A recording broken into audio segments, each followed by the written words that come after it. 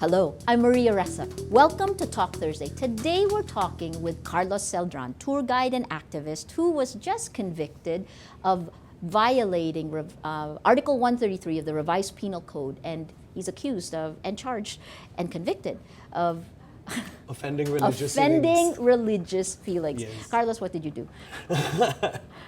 Okay, for anybody, like if you're just coming out of the cold and don't know what's going on, okay. Back in 2010, the Catholic Church of the Philippines threatened our president with excommunication and to conduct civil disobedience because he was supporting this thing called the Reproductive Health Bill. Right. And the Reproductive Health Bill is a bill that was designed to teach sex education as mandatory in all public schools and provide reproductive health education options to the poorest of the poor. And so when the church wanted to threaten our president and stop this bill that's been pending for the last 16 years, as a protest action, I decided to go to Manila Cathedral dressed in a outfit that was reminiscent of our national hero, Jose Rizal. Right. The national hero of the Philippines, who wrote a novel called No Limit Tangere, of which one of the main antagonists in the book is this guy called Damaso. And this friar has always been synonymous to Filipinos as a symbol of the Catholic Church's abuse and hold over the Philippines. And so I went to the Manila Cathedral dressed as Jose Rizal, and then I held up a sign with the word Damaso in front of what was pretty much every member of the hierarchy of the Philippine Catholic Church.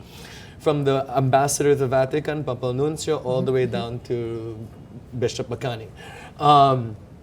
And so, because of what I did, on September 30, 2010, at 3 o'clock p.m., they threw me in jail overnight and they charged me with offending religious feelings, Article 133 of the revised Penal Code, which is a law that dates all the way back to the Spanish colonial period. So Correct. Ironically, the friars pulled out a law from our colonial past to charge against me and sue me for, which is tantamount to blasphemy. And Right. after a 2-year-long trial, I was just convicted last Monday for being guilty of offending the religious feelings of a specific religion, which is the Catholic Church. Correct. And because of that, I am sentenced to 2 months to over a year in jail. What are you going to do?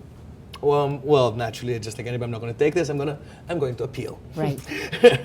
And more importantly, let's sort of, what my lawyers want to do is sort of bring this law out more into the fore in consciousness. Right. And hopefully at the end of the day, raise it to the Supreme Court and have it removed from our Constitution altogether. Well, that's very interesting. We have a question from Carlo Concubierta who's asking, do you intend to organize a movement to amend the pre-war era provision of the revised Penal Code? Okay, which is ironic because that's specifically what we were talking about. I'm not going to spearhead the movement. Yes. But it's an activity that most likely will be done Right. by my lawyer, or if anybody else chooses to spearhead that movement, I will be more than happy to support that movement. Yeah. The fact that this happened, I mean, it is a setback for the Catholic Church to have had the RH law passed. And a few days ago, the CBCP actually said that do not vote for the people, for the politicians who supported the RH law. Okay. Do you think that, I guess, what does this show about this society at this point in time? It shows that Philippines is changing. Back, probably I would say back in 1986 or perhaps even sometimes earlier, that threat of the Catholic Church probably would have rang true. Because back then, the Catholic Church was perhaps the biggest media outlet of the entire Philippine archipelago, Right. considering that we're coming out of martial law. Right. And so, but now that Philippine society is changing, the powers of the Catholic Church, I'm not saying over people's souls, minds, and spirits. Right. But I would say probably the public relations pull, or Right. sort of like the media framework and infrastructure of the Catholic Church, I don't think is up to date. Right. And because of that, I don't think that many of their threats, especially when it comes to politics, will work. Well, there are two things. There's the hold that the Catholic hierarchy has over society, and then the political power. The political power. Is there a Catholic vote? Proven now, not anymore. I'll just put one name out there, J.C. de los Reyes. Yes. Okay, and if you haven't heard of him, Yes. my point exactly. J.C. de los Reyes, who's a wonderful guy, one of my friends. Kapatiran, right? Yeah, Kapatiran Party Yes. was the official candidate of the CBCP in the 2010 elections. Correct. And the number one winner was Noy Noy, a man Yes. who supported the reproductive health bill, and the number one man was J.C. de los Reyes. Noy Noy was first, J.C. de los Reyes was last. So if they just need to be reminded of the last achievement that they did, I think that would be it. How much of a hold does the Catholic Church have over the national psyche? Oh, absolute. Even over me. And we've talked about Really? that. Come on, if a plane is crashing, I will pray the Hail Mary. I mean, you know what I'm saying? Okay, all right. We are Asia's come on, largest we Roman are, Catholic. to be Filipino is totally to be Catholic. And which is why I think it's very important to reform Right. what is part of the largest part of the Philippine national psyche. Right. We love our fiestas. We venerate our priests. We love our Catholic weddings. We love everything about being Catholic except the politics. Right. Okay? Come on, it's got great architecture. Come on, the music. I mean, just the music alone. I mean, you know what I'm saying? It just, I guess, needs to an update, and it needs to sort of, in its own words, probably humble themselves and listen to the will of the people instead of the other way around. It's funny, it's hard to be a voice from the pulpit nowadays when the voice is coming from social below. media, from below Yeah, you, right? no, obviously, Facebook will save the Philippines. I mean, Carlos. Wait, so I have a question from Maan Sharla, from @Maan Sharla. Mr. Celdran, are you an atheist? no. I have the highest respect for atheists because I believe that they're the bravest people in the world, and I'm not that brave. To be an atheist, you don't only have to absolutely believe in the power of science and a self-confidence in the human spirit so much and in yourself Yes. that you're willing to forego something like a notion of God and chance. And I find I have the most biggest admiration for atheists, but I'm not that strong.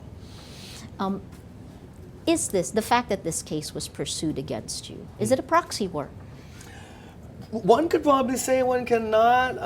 Whatever it was done in the name of the, Of the Catholic- church. Of the church. The The church- legalities of whoever was really behind it will probably cloud. Maybe the truth will come out soon enough on who really was.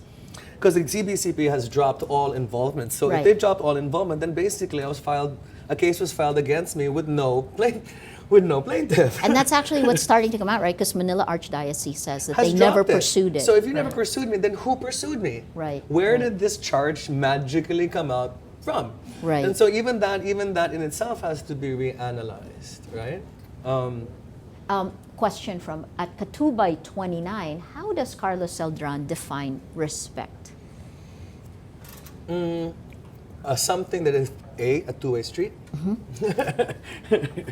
Respect isn't only given one way, and respect is giving people what they are due, and that is the blanket definition. What the nature of the case, the core of the case seems to be that you offended religious feelings by doing this in the middle of a Catholic service, of Yeah. a mass. Well, what they say is this it's is also a mass. another bit. So Right. because the case was ongoing, it was kind of hard for people to sort of clarify what was going on. Now that the case is over, let it be known to everybody that it was not a mass. Right. Okay, first and foremost, it was not a mass. It was done in Manila Cathedral. Right. Okay, that is granted.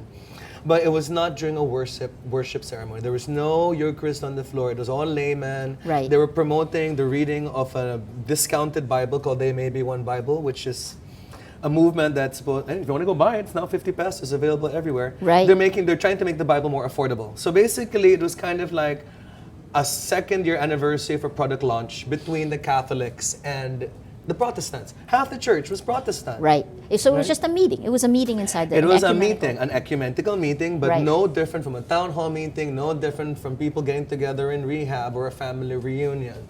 Whatever it was, the mass had not started till way after I Correct. was in jail. Well, this is from the same question from PJ Reyes, @PJ Reyes. Couldn't you have waited till the ceremony inside the church was over or just stayed outside? To wait for the ceremony to be over would be waiting basically for you to lose your opportunity.